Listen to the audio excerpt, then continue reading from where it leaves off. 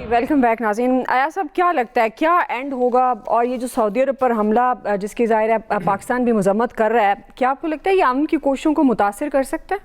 दुआ मैं बड़ा होपफुल था आज दोपहर तक लिटरली, इसके बावजूद कि रात इजराइल ने जो वहाँ हमले किए ईरान में, फिर भी मुझे लग रहा था कि कोई सेंस प्रिवेल करेगी। लेकिन ये जो सऊदी ऑयल फैसिलिटी पे हमला हुआ है, इसने सारा मलिया मेट कर दिया है। एक तरफ नेतन्याहू प्रेशर डाल रहा है डोनाल्ड ट्रंप पे कि जंग बंद नहीं करनी, और उसके बाद ये ईरान के अंदर से यकीनन IRGC का ये काम है पासदाराने इनकलाब का। एक बात तो समझ में आती है कि अगर आप किसी US फैसिलिटी पे वहाँ कर रहे हैं, उनका फौजी अड्डा है, उनकी कुछ चीज़ें हैं उस पर, वो भी सऊदी अरब पे ना होता तो बहुत बेहतर होता। फिर सबसे बड़ा काम ये सऊदी अरब ने किया कि उसने अपनी सरजमीन इस्तेमाल नहीं होने दी ईरान के खिलाफ। इसका लिहाज कर लेते, वो बाकी चीज़ें वो बता दी आपको नवीद साहब ने भी और राना साहब ने भी कि कितना मुकद्दस है हमारे लिए वो सरजमीन, कितनी मुकद्दस है, और यकीनन वो ईरानियों के लिए भी मुकद्दस है। ऐसी बात नहीं कि सिर्फ वो सारे मुसलमानों के लिए मुकद्दस है। उसके बाद ये करना ये बहुत बड़ा जुल्म और ज़्यादती है। ये जंग अब मुझे नहीं लगता कि अब रुकेगी। उसकी वजह यह है कि पाकिस्तान की सालसी का किरदार दोनों फ्रीकैन मान रहे थे और बड़े अच्छे तरीके से, और बाकी कौमें भी इस पे खिराज तहसीन पेश कर रही थी। पाकिस्तान जो रोल प्ले कर रहा था, हमने बड़ी एफर्ट की है इसमें, बहुत कोशिश करके यहाँ तक लाए थे हम दोनों फ्रीकों को मसले का हल निकाल लें। लेकिन इस तरह की हरकत, मतलब वो हुए तुम दोस्त जिसके, उस पर यही कहा जा सकता है कि ये करके आपने वो सारा मलिया मेट कर दिया। अब चूंकि आपके पास टाइम कम है, जी। इसलिए मैं यहाँ पे अपनी बात खत्म जी। Thank you sir. जी फैसल साहब।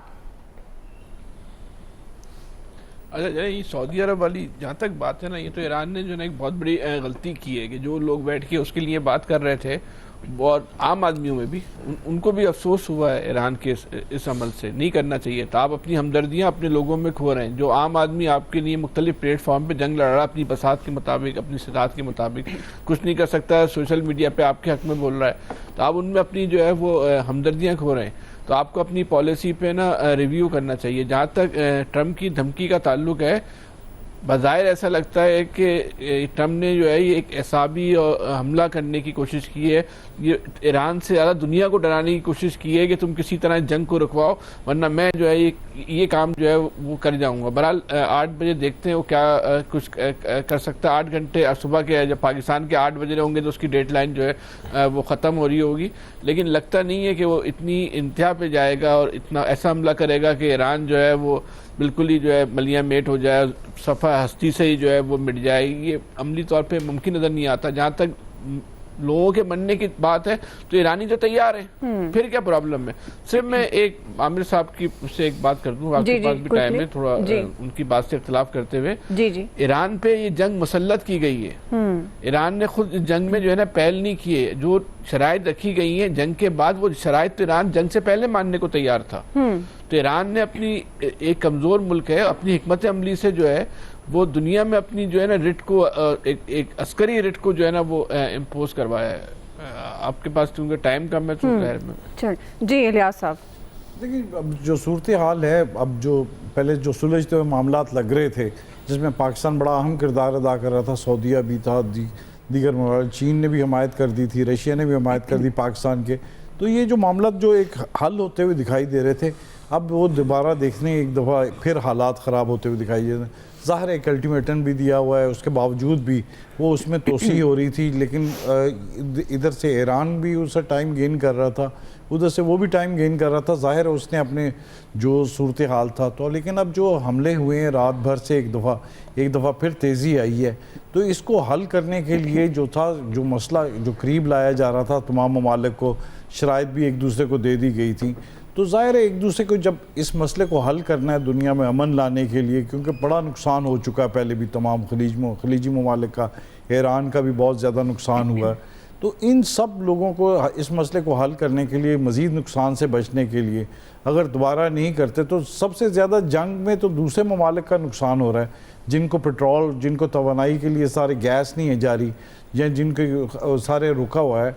अपनाए हुरमस पर रुकी हुई चीज़ें, जहाज़ जहाँ दर्जनों के हज़ारों के हिसाब से रुके हुए हैं, वो अगर नहीं चीज़ें जाएंगी तो उन ममालिक का सब करना होगा। सारी दुनिया चाहती है, नज़रें लगी हुई हैं कि इस मसले को हल करे। पाकिस्तान ने इसमें बड़ा अहम किरदार अदा किया, लेकिन अब जो मसला है सुलझने की बजाय उलझता हुआ दिखाई दे रहा है कि एक उनको चाहिए था कि जो हमदर्दी दिखा रहे हैं उनके लिए, तो उनको तो कम से कम इस तरह ना करते। बिल्कुल ठीक है, उनके हमला हुआ ऑयल फैसिलिटीज़ पर, तो वो हमला जो हुआ है, लेकिन उसको रोकने के लिए दूसरे ममालिक थे, इत्तेहादी थे, वो सारे इस बात को भी कर रहे थे कि अमेरिका की जानिब से गलत हो रहा है। लेकिन अब सब लोगों के पास एक अजीब आ गया, जवाज़ आ गया कि जी वो जो मुकद्दस मुकामात पर जो है उन्होंने हमला कर दिया, उस पर जिस पर पाकिस्तान भी इत्तेहादी है, तो पाकिस्तान सबको लिए सोचना पड़ेगा कि आइंदा अगले जो 8 बजे तक सुबह मुकद्दस मुकाम पे हमला नहीं किया। जी बिल्कुल, उस शहर में शहर पर मुकद्दस मकाम पे नहीं हुआ। नहीं ठीक। तो